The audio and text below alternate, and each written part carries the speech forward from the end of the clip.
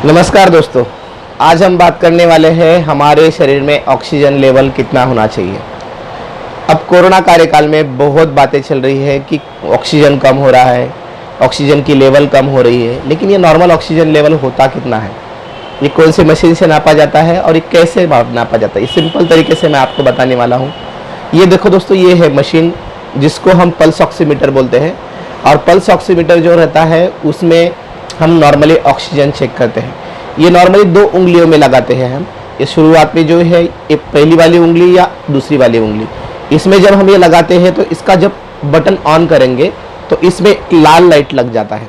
और ये जो लाल लाइट है ये हमारे जो ब्लड वेसल्स रहते हैं, ब्लड वेसल्स में से आरबीसी पे आप पड़ता है। ये आरबीसी ब्लड में जाता है और उसकी वजह से हमें रिफ्लेक्ट करता है इसमें कि ऑक्सीजन का लेवल कितना है और हमारा पल्स रेट कितना है।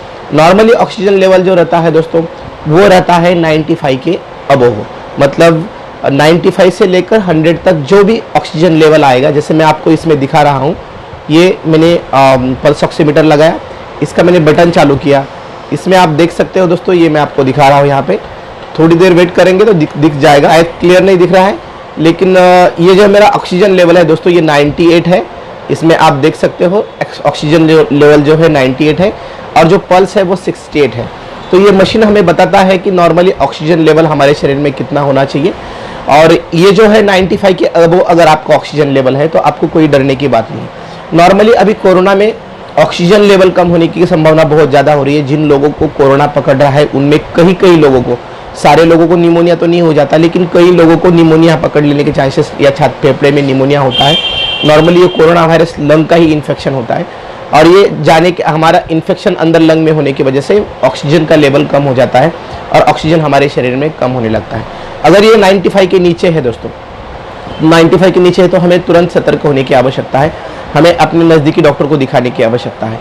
ये मशीन हर एक के पास होना चाहिए, हर घर में होना चाहिए, क्योंकि फिलहाल अभी जो कोरोना पेंडेमिक है हर घर में फैल रहा है और एक फैमिली में 5-5 लोग 10-10 लोग संक्रमित हो रहे हैं। इसीलिए ये मशीन आप जरूर अपने पास रखिए।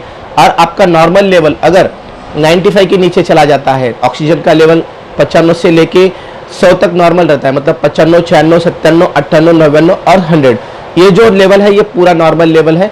लेकिन 95 के नीचे अगर जाता है तो ये नॉर्मल लेवल बिल्कुल ही नहीं है। 92 गया, 93 गया, 90 गया तो ये बहुत सीरियस कंडीशन मानी गई या आने वाले समय में उस पेशेंट को ऑक्सीजन देने की आवश्यकता पड़ सकती है। लेकिन नॉर्मली ये जो नापा जाता है ये दो उंगली में नापा जाता है, बीच वाली मिडल फिंगर जो रहती है इसमें नापा जाता है। इसका नॉर्मली कैसे जांच की जाती है, ये जो मशीन है दोस्तों, ये मशीन नॉर्मली ऐसे लगाने के बाद मिनिमम 20 सेकंड तक रुकना है और 20 सेकंड तक रुकने के बाद उसका रीडिंग लेना है। शुरुआत में ऐसा हो सकता है कि आपका रीडिंग थोड़ा सा कम आ जाए और फिर बाद में वो सेटल होकर नॉर्मल रीडिंग दिखाए, लेकिन एटलीस्ट 20 सेकंड तक आपको रुकना है, 30 सेकंड तक आपको रुकना है और फिर उसका रीडिंग लेना है। जो भी रीडिंग उसका आता है वो 95 के अबव होना चाहिए। उसमें पल्स रेट भी दिखा रहा है दोस्तों। अब बाजू में एक मशीन उसमें दिखा रहा है एक SpO2, SpO2 मतलब आपको ऑक्सीजन का लेवल, और दूसरा दिखा रहा है PR दिखा रहा है, PR मतलब पल्स रेट दिखा रहा है। पल्स रेट नॉर्मली 60 के अबव होना चाहिए और 90 के बीच में होना चाहिए, या 100 तक भी वो नॉर्मल माना जाता है। लेकिन 100 के अबव अगर है तो वो पल्स रेट ज़्यादा है ऐसा कहा जा सकता है। लेकिन ऑक्सीजन जो रहता है दोस्तों, हम जो 2 उंगली में जो नापते हैं ना, हाथ एकदम साफ होने चाहिए आपके, ठंडे हाथ नहीं होने चाहिए। ठंडे अगर आपके हाथ है, पानी में अगर डुबोए हैं या बर्फ़ में डाले हुए हाथ है तो आपका शायद रीडिंग गलत दिखा सकता है। या दूसरी बात, आपके नाखून पे अगर नेल पेंट लगा है या कुछ भी केमिकल उसमें लगा हुआ है तो शायद ऐसा हो सकता है कि आपकी रीडिंग थोड़ी सी गलत दिखाए या कम दिखाए। इसीलिए आपके हाथ साफ होने चाहिए, नाखून साफ होने चाहिए और दोनों में से कोई भी उंगली को ये लगा के आप अपना ऑक्सीजन लेवल चेक कर सकते हैं। ये ऑक्सीजन लेवल बहुत ही इंपॉर्टेंट है दोस्तों।